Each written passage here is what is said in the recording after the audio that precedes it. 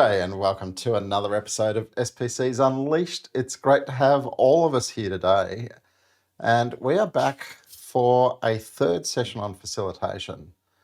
And we did an initial session on facilitation as a whole. We did a second episode where we dug into remote facilitation. And then we started to think about all the tools we love to use for remote facilitation. We said that's a whole episode in itself. So that's where we're going to go today. And I think if I set the scene, when I think about the tools for facilitation, I think about what are the things we do that keep energy in the room and that also help us to not have to think about anything mechanically about what's going on, so we can really focus on the conversation and the interaction. And for me, that was the biggest transition shifting across into remote facilitation was how do I find the new set of tools that really let me focus on the people so that the mechanics don't get in the way, but they're also inspiring enough to create energy and sustain it. So I'm looking forward to sharing this week, and it's going to be a pretty geeky week. But speaking of geeks, Ali, when it comes to remote facilitation... Hey, it's true. Hi, everybody. The moment that we, I think for all of us, the world completely changed the moment that COVID hits. We had to work from home and continue to do our work. On top of that, I think all of us had maybe even the responsibility to find an alternative way of working that is still effective, whether it is for training, for workshops, for, at least getting people along that all of a sudden had to, continue their work from the confined space of their kitchen table. And so I think all of us went into full troubleshooting mode.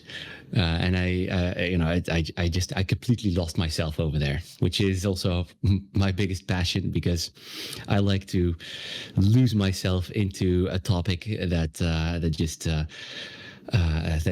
deserves my full focus, and in hindsight was very helpful to the people that I could help out with. Just to have a little bit of a breath of fresh air in the sense of a workshop that is slightly different organized, more than just a Microsoft Teams call, more than just a Zoom call. So it's, I completely went all in to figure out how to best organize an experience online. It threw me into a rabbit hole of camera gear and lights and green screens and whatever that I'm going to talk about later on, because I've found some pictures that I've created over the years of the studio setup. Lovely. And Niko, what about your special passion when it comes to tools and remote facilitation? Also, my passion is never change a running system. So I'm like more conservative. So each time I had to do something new, I really felt, will my laptop, my notebook, my PC be able to manage that? Will I be able to manage it? My biggest surprise was I really thought, I will never install these OBS things. It looks like, difficult, and it's something more that consumes power from my machine. And then my son did it for him in 1 hour, and I thought it's a 1 week in Denver. So I realized, I have an old mindset concerning tools. So it was my surprise how fast it goes. Meanwhile, I have it. I don't use it so much because I get comfortable with a different way how to work out with the things. And I think for me, one passion or one special moment is having colleagues who are geeks, having colleagues who challenge you. So in the beginning was my Keycon network. Now it's you guys too, the Shaping Agility crew, always having new ideas, having new setup. That's why you're having at the moment a teleprompter where I can see you in the eyes, although look you in the eyes. Was really, I would never came up with this idea, because I'm always happy with my setup, because I have some tweaks how I can just simple without too many tools have a great experience, and it's always cool to be challenged. Lovely. And Stephan, lucky last. Yeah, I'm probably the old dog in this crew. I'm probably the least tech nerd. And as Ali said, for me, the pandemic was the crisis that forced me into innovation. And it's good. I evolved over the time.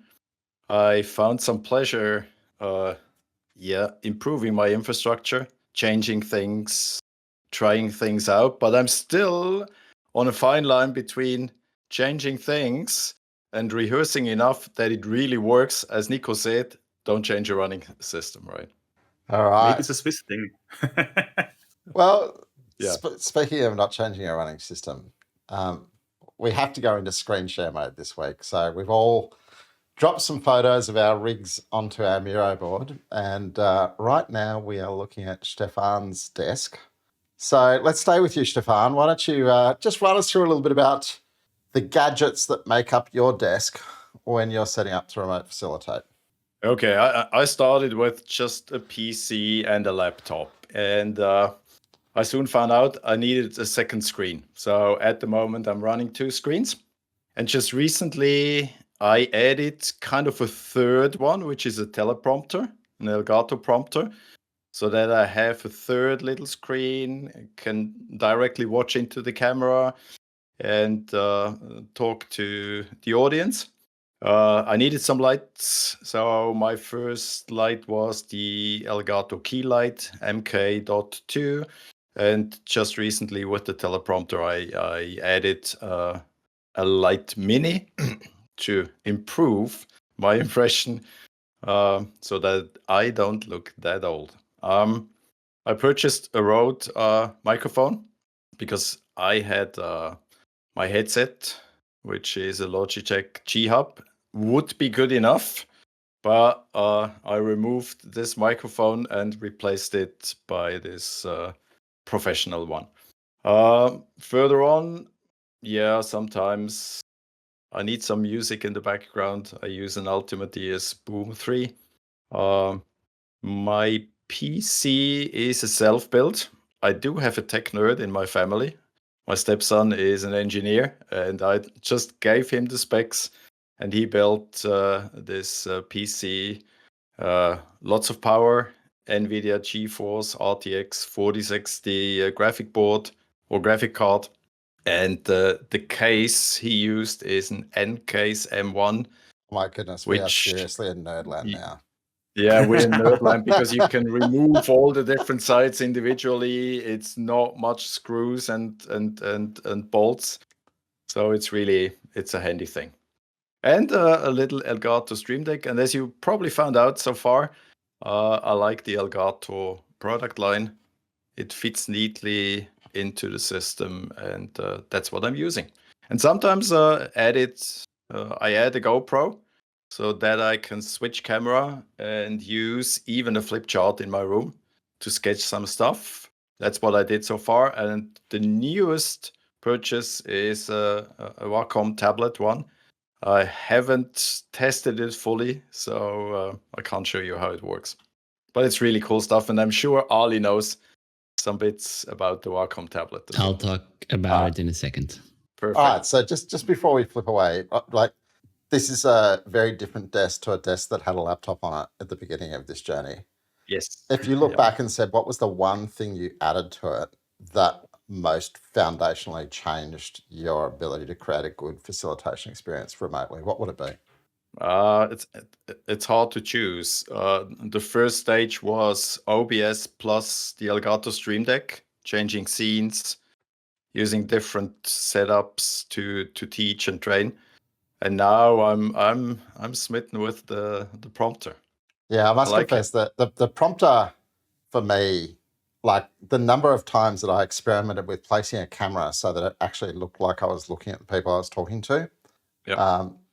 And I would see people talk about prompter, and it's like, I don't need a teleprompter. I don't read stuff off the screen. But just that ability to go, actually, I'm looking people in the eyes. Yes. Yes. Yeah. Anyway, now let's go slightly more low tech. Niko. Let's continue with my screen. Let me also go myself to the Miro board and look at the pictures. Let's start with the right picture. There you see my way of handwriting. It's not a flip chart. It's this little camera there on the right side, which I put it usually more left, and then I can really draw on a paper. because for me it's the most best experience. I'm not really skilled in drawing. I had to learn this over time with the flip charts.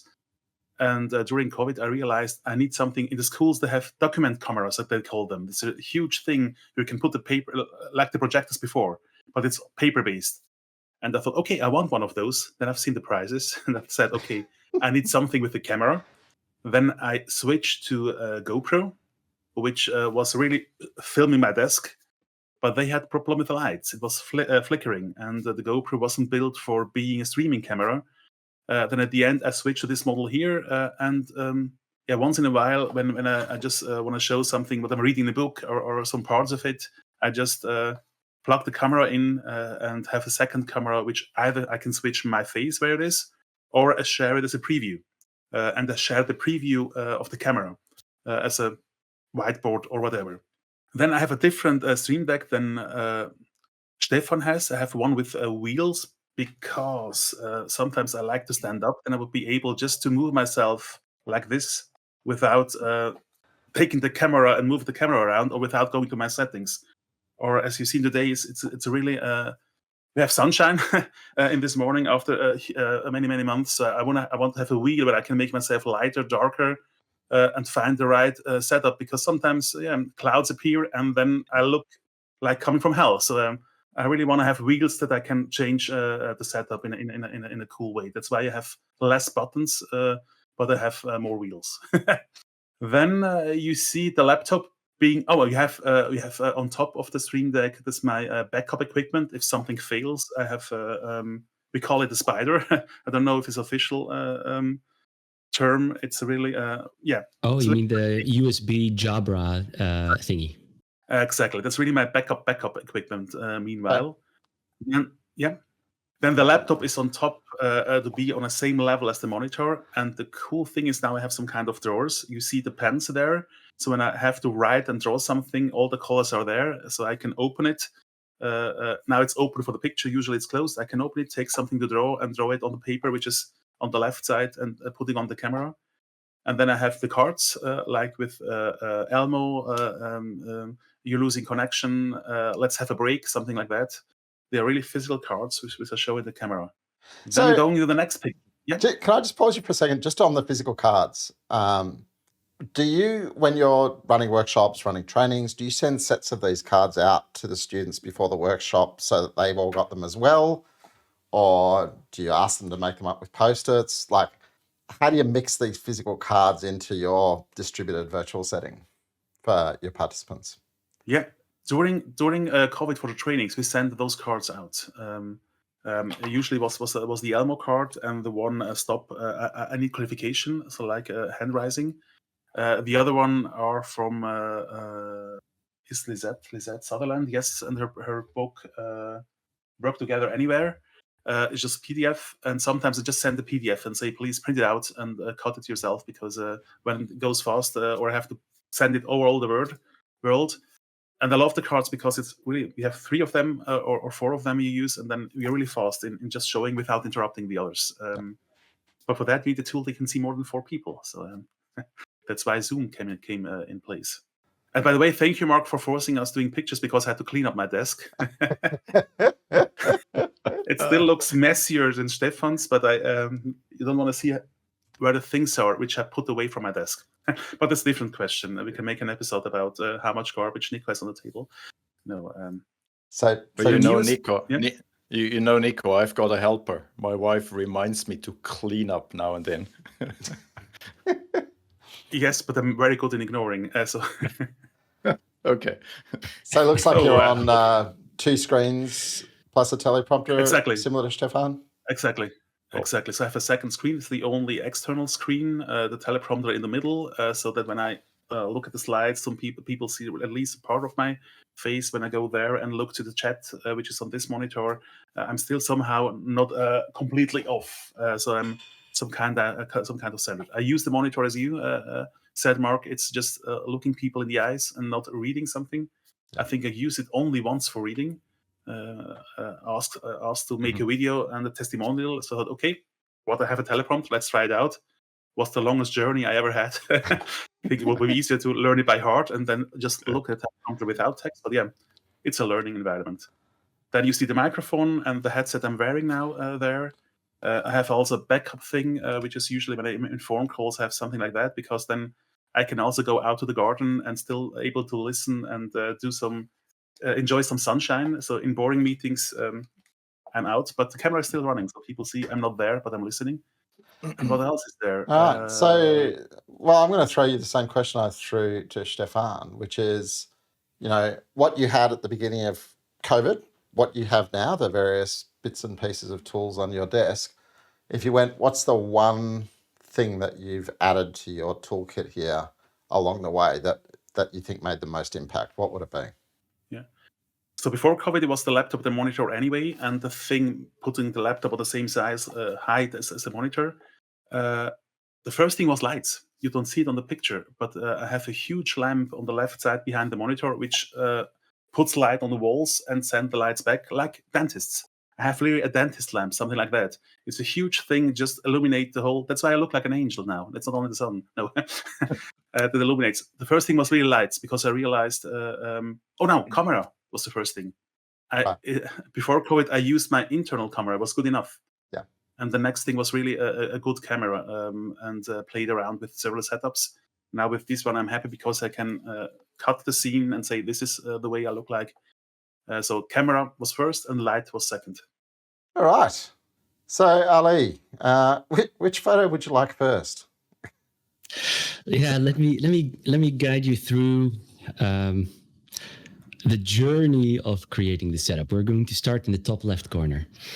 In the top left corner, you see a picture that was made in about 2019, which was somewhere in an office, just had a desk, a big screen, which was one of the first times that, I should call it differently. It was one of the few times that I was hosting a remote training.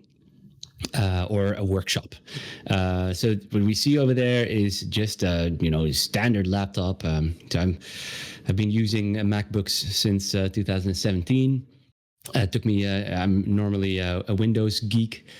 Always have been using Windows, but since 2017 I've been using MacBooks, and I think I fell in love with these devices. They're way too expensive. They're not super flexible, but I don't know, for some reason I can do whatever I need with them. So you could see in that top left picture that I have a laptop, I have a big screen, but also an arm that had one of my old phones, which was a OnePlus 3 or something like that, an old phone that was pointing down, and I used that as a camera. So I had some software that could use an old just a phone, or the phone camera, as an additional webcam, which I have no idea where I found that. But so what you mentioned, Niko, with having something next to you on which you can draw, was for me one of those things. It was I really liked to draw. It's very easy to explain something, but without the ability to very quickly switch cameras, in Microsoft Teams or in Skype or in WebEx or Zoom, you had to literally go to a specific section of the screen to switch the camera. So it was pretty tough, but nonetheless it worked out for me that time. Well, if we then scroll a little bit more to the right, 2020, everyone was sitting inside. We were not allowed to go out anymore because pandemic hits. So you could see that that was. I've tried some things out at that time. So this picture is made, I think, somewhere just after the summer of 2020. You can still see the laptop. I bought a Stream Deck with all kind of buttons that are colored at the moment, so that there's programmed all kind of audio fragments in there. You could switch screens, but I had OBS running on my laptop, and the laptop that I had at that time was not that powerful. So The fans were blowing, things became slow, and I figured out that the camera in the laptop itself was really, really terrible. So I had a how do you call it, a system camera, like not a DSLR but an SLR camera, which was a Canon M50, which I still have. As a matter of fact, the fact that you all see me is because of that fantastic small little camera that I once bought, because that type of camera has interchangeable lenses and it has autofocus. So I got, for my girlfriend, I got a lens as a gift, which was the Nifty 50, the 50 millimeter f1.8, which is a very shallow depth of field type of lens, which means that it could really focus on just my face, and then everything behind me would have been blurred out, and it really upped the camera quality. But in order to do that, you need a light. So I've added a light on top of it. And very quickly, I was like, well, it's pretty annoying to have a camera somewhere in the distance that is looking at me. And, the camera quality is very good. But I am still looking at my laptop screen because that's where I can see the faces of the people that are joining a call, a workshop, or a training.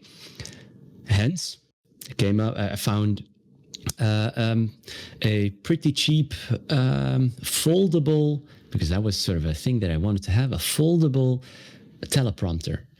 But this was way before Elgato even came up with their version of the teleprompter. So I had a small little, what they call a field monitor, which is a camera, which is a little screen that you typically put on top of a camera. If you would like to shoot video, then you have your camera set with like a big screen on top, so you can really see what is happening, what is being captured by the camera. So I added that field monitor because you could flip the screen, you could flip the image, so that whenever it reflects back into the teleprompter, I could see everything still, left is still left, right is still right. But the thing is that little field monitor, it acted as an additional screen. So I could, put Zoom or Teams and whatever on there. In 2025, Elgato came, or 2024, Elgato came with their teleprompter. The device has everything already set up in it. But, at that time, I was still trying to figure things out. But it worked really well because, indeed, I could look people in the eye and they would see me talking to them. And that really made a difference. And what also made a difference was having a good microphone. At that time, I had a condenser microphone, which is this huge thing that you could see over there with like a little muffler in front of it. But the audio quality really went up. So all of that just added to the whole effect of a better experience. On the right side over there, you can see that by then I still had like a piece of paper and a camera pointing down, but it was just a standard, I think $20 USB camera from, I don't know, a Trust or whatever. It was pretty crappy, but really enough to use it as a camera, as a sort of a second camera. Moving a little bit to the right, and I'll speed up over here, because at that time, I was a little bit in a dilemma. The setup worked pretty well. From home, it really worked pretty well. However, every now and then, I had to go to office, or I had to go to clients. And Why? I had... Well, things changed. And sometimes I had to, bring the entire studio along. And that was such a hassle. So I spent a couple of days and a lot of Amazon packages with, everything that I forgot over time to basically build the entire studio into a suitcase. So it's a small little suitcase that you take with you. You could see that in the 2020 picture. In the 2022 picture, the suitcase is laying flat down on the left side, which is just an old suitcase that I had with a little Samsonite cabin luggage thing. And I bought a studio laptop. That's how I call it. which was just a gamer's laptop, which looks ridiculous, with like red light coming underneath the keyboard. But the thing is, it had a NVIDIA a GeForce RT. No, what was it? The GTX? No, this was a GTX. It was back in the days. Yeah, what then? A 1080 GTX back in the day. 1650. Oh, 1650. Oh. Oh, yes. Oh, yeah, it was fancy. But the reason was in video modulation. So whenever you use OBS and you're switching screens and you add filters to the video screen or whatever, it requires a good graphics card. And the MacBook that I had at that time didn't have that. So adding that laptop, it drastically improved everything, which also meant that I could move away from that big condenser microphone. I could move towards a smaller microphone that I still have, which is the one that I'm talking in right now, which is a Rode VideoMic Go, which is one that is just running on phantom power. It's super sensitive, but I didn't want to buy additional hardware for audio modulation. I just want to have a small little microphone, so I used software for audio modulation. So what you could see on that screen all the way on the left, you can see a couple of those, how do you call it, sort of sliders, in green sliders that go up and down. I use Voicemeeter, which is even free software that you could use. Voicemeeter for audio modulation. You could buy these. What's the name? The Rode Videocaster Pro devices. Yeah. You know, it looks like a studio. It's fantastic material, but I didn't want to have that much hardware. Hence, I was using OBS, free software. I was using Voicemeeter, also free software. Worked pretty well. And that's also where you could see on the right side the Wacom tablet that I used. I think in the grand scheme of things, that is seriously the one thing that changed most, the experience most. Why? Because I practically use it only for PowerPoint. Whenever I'm presenting something in PowerPoint, I can draw things.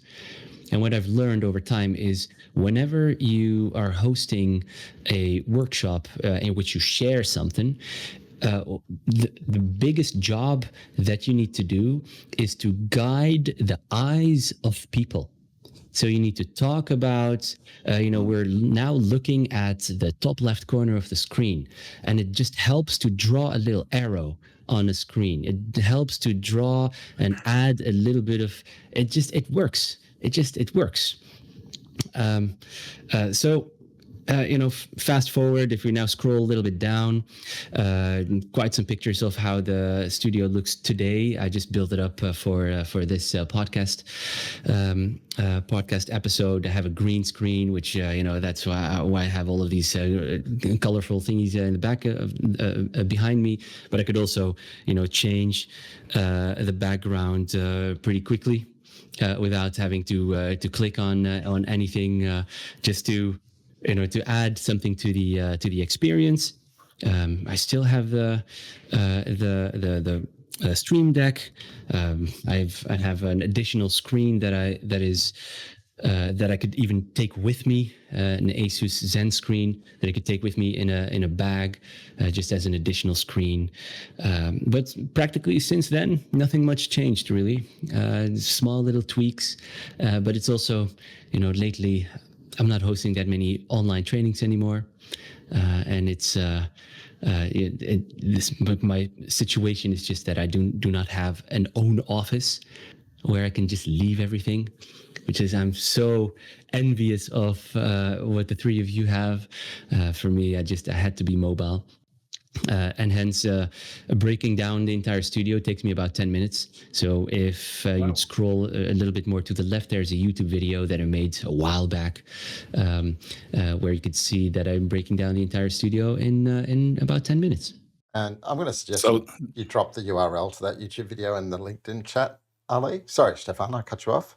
No, it's okay. Dear audience, now you know why we call Ali the hardware guy. And I'm intensively studying his setup because I just started my Christmas wish list. So, I'm really impressed how fast you can just pack all things together. I think I need 10 minutes just to fold my shirt and put it on my on my package. So I'm really impressed. Sorry, Mark. So Well, just going back to 2019 through 2025, same question I've asked the guys. What's the one thing that you changed in your setup that you think had the most impact? It was probably also the cheapest, which is really that Wacom One tablet. It's the cheapest version that, at least in 2020, was sold by Wacom. I think it was 40 euros or so. It is probably the cheapest addition to the entire studio.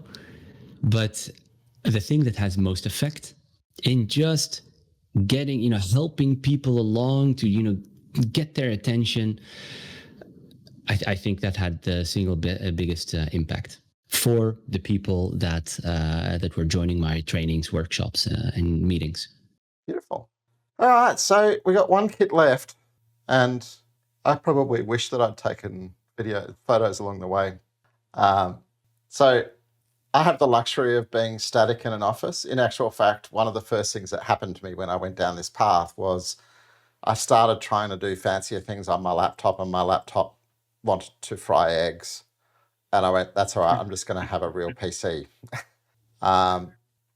So I've got pretty similar stuff to most of you. I have extra monitors, so I run with 3 monitors plus the prompter.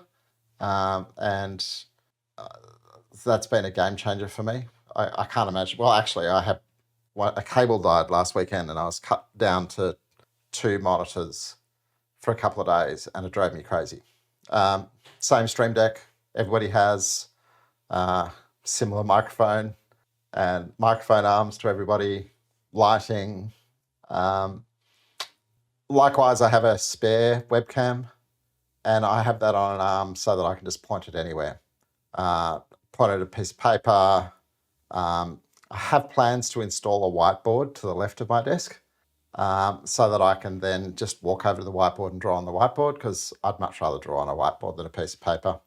I tried the Wacom thing, and I was just too unco to do it.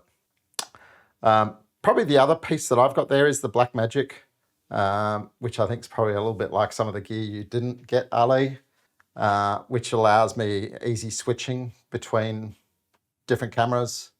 So if I want to go camera 1, camera 2, or up to 4 cameras, I can switch between them on the Blackmagic. Oh, that's the ATEM Mini. Yep, that's the one. No, it is the ATEM Mini. Oh, fantastic, yes. Yeah, I was going to go down the Elgato path, and my daughter said, have you ordered it yet? And I said, no. And she said, stop, get a Blackmagic ATEM Mini. She knows her stuff. I am such a fan of her. And I think if I was to go and probably stay in the hardware mode, the biggest thing that made a difference to me was getting a standing desk.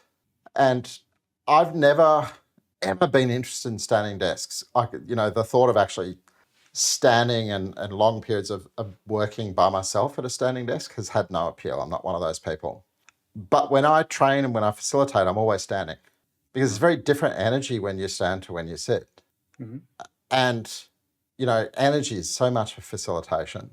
And I found when I got the standing desk and I just switched gear into I'm standing when I train, I'm standing when I facilitate, made a huge difference.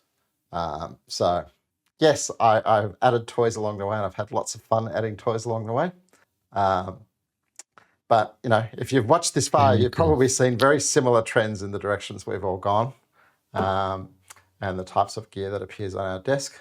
I just want to call out, though, Ali, I love the fact that you were using your phone for the first one, because, there's a world here where we look at it, we're all 5 years down the path, we've all bought lots of toys by now, and there's a lot of money on all of these desks. But when you're beginning, it doesn't have to be a lot of money. It can be a pretty cheap Wacom tablet, or using your phone as a second camera to give you a second angle. Yeah. And I've seen people do all kinds of crazy things with their phone as, an extra piece of their kit. So, and I think that's the thing. It requires, how should I call it? It's pretty easy to just, grab your credit card and go to your closest electronics store and buy everything cool that they have over there. But what it taught me, and I think I'm a little bit biased there. I'm just, I'm a little bit of a hacker anyways. What I tried is to find an approach, sort of a solution to an issue or an idea that I had with materials that I already had, and upgrade over time. So I think the thing that I'm struggling with is I would like to use software as much as possible. I've looked at that A10 Mini because that device is fantastic. It has, I think the ones that you have has 4 different HDMI inputs, all 1080p. Very good quality, and then you could plug it basically into your laptop, and it shows up as a webcam, and it has all of the video modulation in it, so it doesn't occupy any CPU or graphic card space and resources on any of the laptops. It's a fantastic piece of kit, but it's another thing. It's another thing that you need to carry around, that you need to, and if you have a desk, it's fantastic. And I tried to search for software alternatives, hence the Stream Deck and OBS, hence rather than having the Stream Deck that Niko has, the one with the knobs. Because with the knobs, you could do everything. You could also change your voice. You could change the volume of your microphone. You could change the video modulation itself in all types of ways. It's super programmable, fantastic little piece of gear. But I was trying to be cheap. So I got Voice Meter. I think it's even called Voice Meter Potato or Voice Meter Banana. That's literally the name of the software, and it works pretty well. It's a studio gear, but then on a laptop that I had anyways, which I call the studio laptop. Yeah, there are 3 ways into so much of this. Niko, go. Yeah. So buy a desk for Ali for his wedding. Okay, you will get the desk from my side. I think that's not the problem. Sorry for joking. Let's open the bank account. I suspect he needs to not spend half of his life in Europe and half in the US before you. Exactly. Yeah. That, or you buy him 2 desks. Buy everything twice. Yeah. But it's interesting, Ali. You just mentioned, and Mark, you as well. You scratched on that. It's this oscillating behavior of us, like improving, evolving. At a certain time, you find out probably too much. How can I downsize? How can I make it cheaper, easier to use? Like you said, Ali, I like the suitcase, right? And that's probably one of my next steps as well. On-site training, I found out having only like a clicker to move between slides is not what I wanted. So my next evolution will be a small pad where I can walk around and steer the whole thing in the room, but still interacting with people, right? So I certainly know need some advice.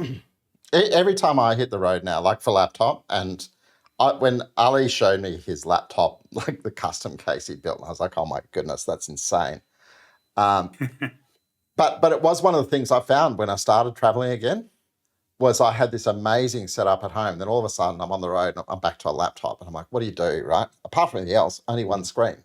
And so I started going, well, what do I carry with me? And I found instantly I carry the Stream Deck, right? Because the Stream Deck, well, that's a very sophisticated clicker. The Stream Deck is my clicker. I don't need one of the, walk around clickers anymore. And carrying the teleprompter gives you a second screen. It's a very small one. But then you've instantly got an external screen for your laptop and you go, okay, I'll put people's faces on the teleprompter and, the PowerPoint or whatever on my main laptop screen. And just little things that go on the road with me have been huge for me. Oh, Niko, you are a robot, mate. Was that Niko's end or is everybody in freezing? Do you hear me? I can see you. Can you? Okay. Yeah. So even Mark is okay. It was so when the system started trying to speak lower, so realized it was notes on paper or have to find them again where they are and which kind of place I put them. Okay, Niko, last week I realized... pause for a second. You've been a robot for the last 45 seconds. Okay. So rewind, you're now good. Okay, perfect. Cut next from the beginning. So what I realized last week is the tablet I'm carrying around to taking notes. I can use this as a second screen. So when I'm working not in my office, I can use now my tablet as a second screen, or I should use it. I will try it this weekend because just some notification popped out, and it's also a cool thing. Instead of having a second monitor like a foldable one like Ollie has, I will try to see if I can use the tablet as a second monitor for my laptop, which is really a cool thing because that's what I'm missing when I'm traveling around. Is just having one screen. And I was always too lazy to find a prompter version to take it with me because it's really a cool thing. And that's the next thing I will try out. And I also have a little Stream Deck like Stephan has, but it's now on the back. It's also the traveling Stream Deck for some reason when I make a training which need a lot of resources. Video here, new slides there. It's everything programmed there. That's also one that I'm taking with me. I hope now the quality was better. Sorry, Mark. No, I think it was, goodness knows what was happening. Everybody went robotic, but we are recovered. So Yay. just a comment in passing on the Stream Deck, because we've all got one. We've all talked about the fact that we love it, and we've all got slightly different versions. Ali's got the very big one with lots of buttons that I get envious of every time I see it. But one of the things, again, to point out there in terms of if you haven't yet got a lot of money to spend buying toys, you can get a Stream Deck app on your phone. So you don't have to go to a physical Stream Deck. You can start by going, I'll get the Stream Deck app on my phone. And already that's starting to give you, when you play with the Stream Deck, you go, wow, that's just phenomenal, the things that gives me. Now, I've got Niko going, should we split this episode in two? Because, boy, when we started talking about our physical setups, we got carried away. We're just going to keep flowing, and we'll see where we're at by the end of a kind of normal scheduled time. And we're going to get back into some of the kind of pre-programmed questions we had thinking about. So first one really to dive into is when you think about, we all kind of know it'd be great if we could always insist that everybody has Miro or Mural or some digital whiteboard as sophisticated as those as the backdrop for your virtual workshop. You can't always get that, but the digital whiteboard's not the be-all and end-all of your tools at your disposal. So when you get past how cool your desk looks and you start to think about the favorite apps and platforms that you use to enhance your virtual facilitation workshops or training, what would they be? Stephan, why don't you take us away? Yeah, it's still about interaction. So if I can choose between like Zoom, WebEx, MS Teams, I choose Zoom because I like the breakout sessions. How you interact, how you set them up, stuff like that. When it comes to hardware, the Elgato series, probably we need some advertising. We should be getting advertising plugs with Elgato. Yeah, for sure. Send them the video, send them the streaming. I just like that. And to support that, it's OBS. I learned a lot. I'm still learning. I'm still trying out stuff. With those three things, I think I can round it up and I feel safe. So I'd just like to back you up on OBS. So OBS, I think it's open broadcasting software. Yes. It is an open source platform, and it is a phenomenal piece of software. If you look at pretty much any well-known creator, the types that have millions of followers and are doing live streaming type things, the vast majority of them are using OBS as their engine. And what it adds, I mean, I know I got into it with live streaming. It's like everybody went, okay, if you're going to do live streaming, use OBS. But then I learned about it. I went, oh, you can do things that are a little bit more than just live streaming. And I started to incorporate OBS really heavily in my training.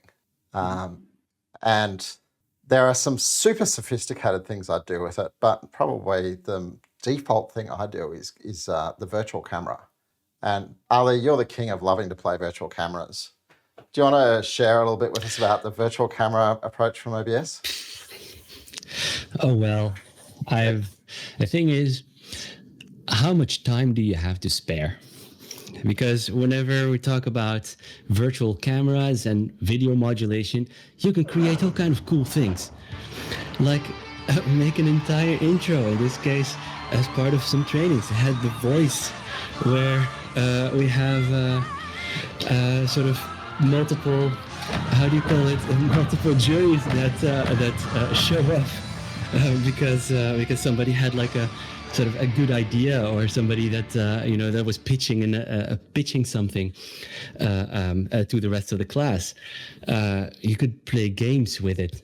So I have Who Wants to Be a Millionaire, which I'm not going to show you in a second, but with all of the audio stuff. The thing is, what we're forgetting very often, or at least what I was forgetting very often, is that in software like Teams and in Zoom, your camera feed is just one of the many camera feeds.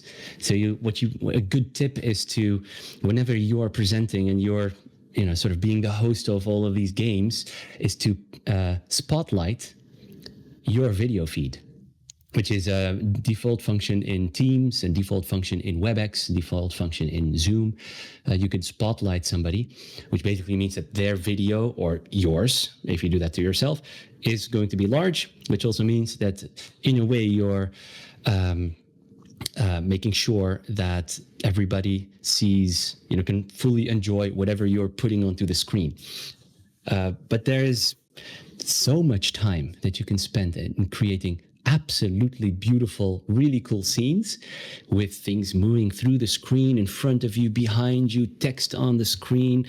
This was a while back when I was thinking about, what if I create a sort of a breaking news kind of thing with a ticker all the way at the bottom, and having a sort of a screen all the way, what you see over here, this red part over here, to be a tilted shared screen. So whatever I have on my screen, I could sort of put it over there, a little bit like Last Week Tonight from John Oliver, which is an HBO series, kind of news outlet thing. You could create all of that. It is immense what you can create. So it's really the only boundary that you have with OBS is your creativity. And if you spend the time and tinker around, you could really create really, really fantastic experiences for your audience. I suggest we have a whole session about OBS and all this wonderful stuff that we have seen from Ali. So I think that's the reason why I don't use OBS. I don't have the time. That's why I thought I can do so many things with it. But I really thought, so if I start with it, I will be in a rabbit hole and never come out for the next 2 months, because I know myself. And that's why I've tried to have a distance until Mark forced me to do some things with it. So I really tried to stay out, because Ali, I know this energy. When you have a cool idea and are creative, you can lose so many hours. So that's why I try to prevent me by, I don't know this. It doesn't work. I'm old. I'm old spirit. So let's come back from, producing the voice. Because I think if you think about how's OBS going to help you in your workshops, if you've ever been on a workshop and gone, oh, I accidentally shared the wrong screen, right? I'm sharing my email with you. Or you think you've shared screen and you're talking, and then somebody goes, are you meant to be putting something in your screen right now? If you ever haven't had any of those moments, one of the simplest things you can do with OBS is using the virtual camera functionality. You never use share screen anymore, right? You tell Zoom or Teams or whatever it is that your video camera is OBS instead of your normal video camera. Whatever OBS is projecting is what people see. And so for training, and I'm going to show you my training controls right now. I'm just going to pop them on the screen. When I'm training, I have a really simple setup. And this is my controller for training. Either it's me on the screen speaking and I'm not sharing anything. It's me and I'm sharing PowerPoint, or it's me and I'm sharing Miro. And you can see across the top line of my Stream Deck there, they're my 3 buttons. And then that little pin on the left side, well, that's the, hey, we're starting soon. I'm playing video, audio, sounds, and we're just waiting for people to be here. And so I'm not thinking about, am I sharing PowerPoint? Am I sharing Miro? Am I stopping the share? Am I starting the share? Any of that stuff. I'm just going, which button on my Stream Deck am I hitting? And that's what people are saying. And then across the bottom of it, again, probably this is playing more to the Stream Deck, there's what am I sharing and then what am I looking at? Because sometimes I'm sharing PowerPoint, but I'm looking at Miro, or I'm sharing Miro and I'm looking at PowerPoint. So the buttons along the bottom line of my Stream Deck are actually they're selecting windows and bringing windows into focus. And then if you've ever been in a situation where you thought you were hitting next slide to PowerPoint, but something else is selected on your PC and it hasn't actually selected next PowerPoint slide in PowerPoint, it's done something else weird, right? And your clicker can do that just as easily as anything else. I just have next and previous buttons for PowerPoint straight on the Stream Deck. So it's a really simple setup for training. I don't try and do the voice. I try and make sure that I don't get confused about what screen I'm sharing. And just doing that with OBS, it takes clunkiness out. Absolutely, yeah. So continuing to roll with the flow of timing, right? OBS. Let's go, Ali. So I know when I get told you can't use Miro and you can't use Mural, my general response is you better find somebody else to facilitate your training or your workshop. The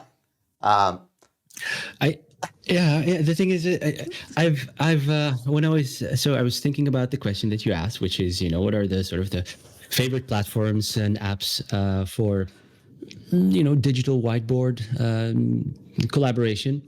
Honestly, I have very good experience, and I hope nobody's going to laugh, but I have very good experience in just using a shared version of a Word document or a shared version of PowerPoint or a shared version of Excel. There's actually a lot that you could still do in these tools. It looks very ugly. It requires a lot of preparation. You need to make sure that all kind of things are locked in that tool so that people cannot just easily drag things around and all of that stuff. But the thing is, the boundary of entry for these tools is extremely low. Everybody knows how to use these tools. And I've noticed that for, at least in the past, Miro, Mural, those kind of tools, they were still, people could create a Post-it, sure. People could move Post-its around, sure. But doing anything a little bit more advanced was sometimes a challenge, and it took time. And whenever it takes time away in a workshop or in a training, it's lost time. It is, and more specifically, lost focus. Yeah. Silence in a training or in these kind of workshops or online workshops is just really another moment for people's brain to be like, oh, let's see whether I've received any emails. And you lost them. So I'm very much fan of using tools that are as simple as possible. Let me handle the complexity, but let's make it as simple as possible for anyone who is attending the workshop or training. Nice. So let's go into a slight wrap.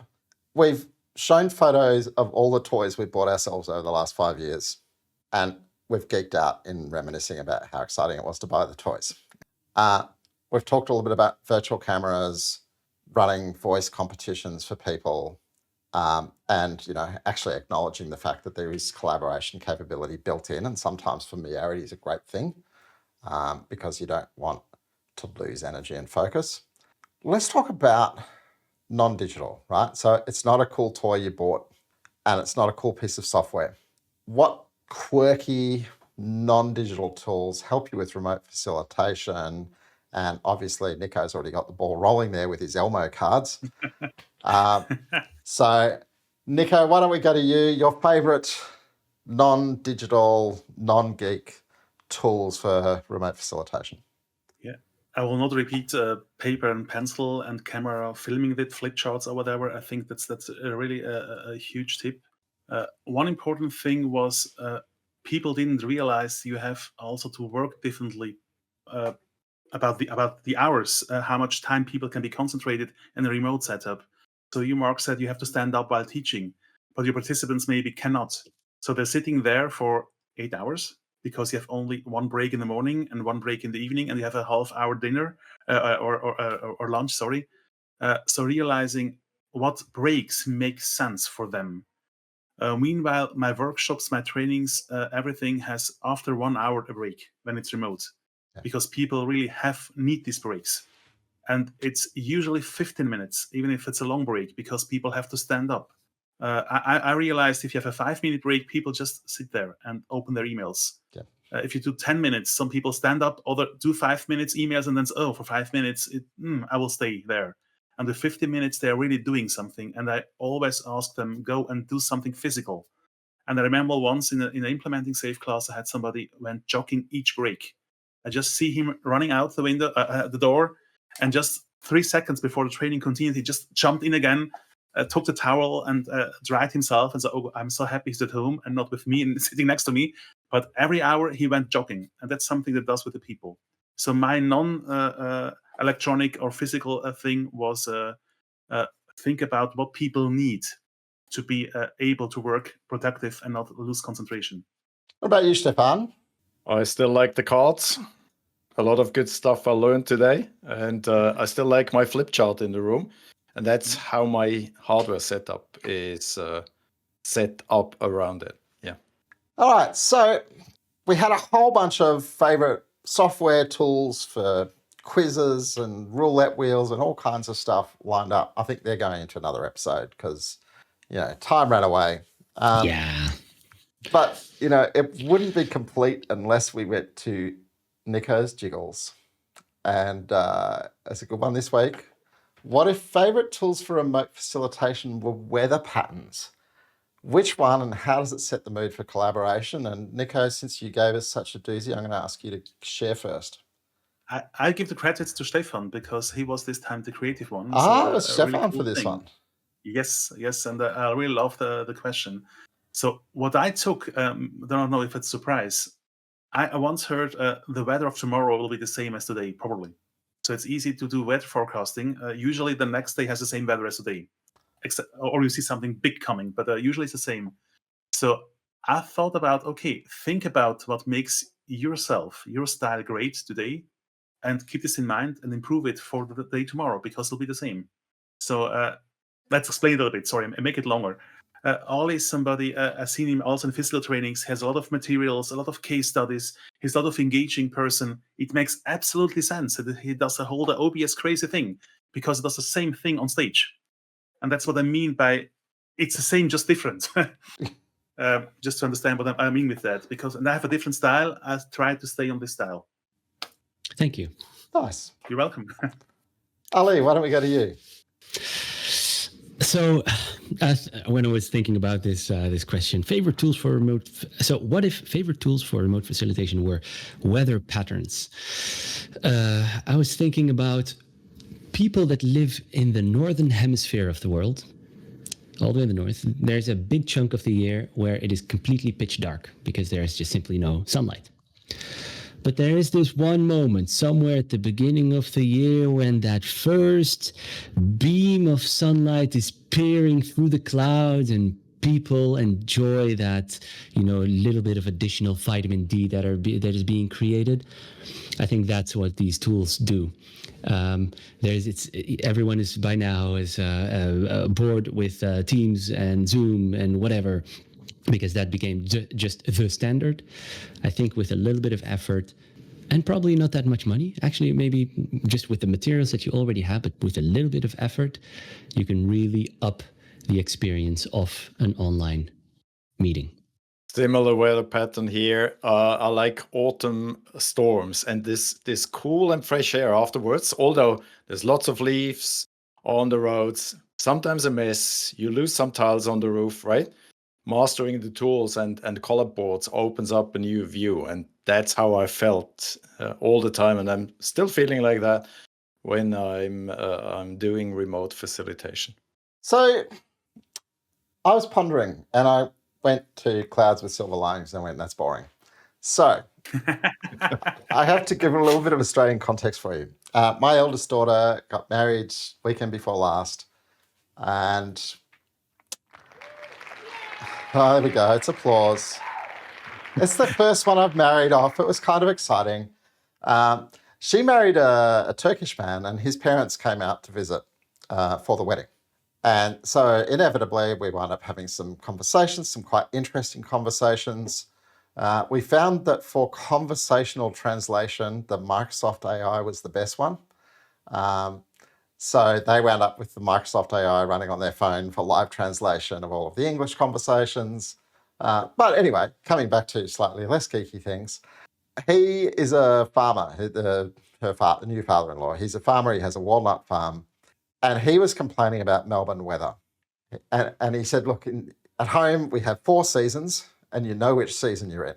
And it's not like even every day you go, which season is it today? It's like in the morning it's one season, in the afternoon it's another season. Melbourne is renowned as the city that has 4 seasons in one day. And one of the things we have is we talk about a cool change. So if you've got a really hot day, usually it's a north wind, dry north wind blowing in, 30 plus degrees. The last few days have been kind of 35 degrees. And so you have this really hot, stinking day. And then there's a weather change and the wind switches direction and you get a breeze coming in from the sea. And you can drop from 35 degrees to 20 degrees in the space of half an hour. And we talk about that as the cool change is coming in. And it's a really great time to go to the beach. You figure out when the cool change is coming, you go down, so you're on the beach when the cool change comes in. It's quite dramatic and quite a relief as well. And I think for me, getting the right tools to really create engaging remote workshops and trainings is just the cool change. From people turning up to, somebody going, well, it's remote, therefore all I can do is share my screen and, we can talk on Teams or Zoom or whatever it is, to actually this can be super engaging and dynamic and feel almost as good as being in the room.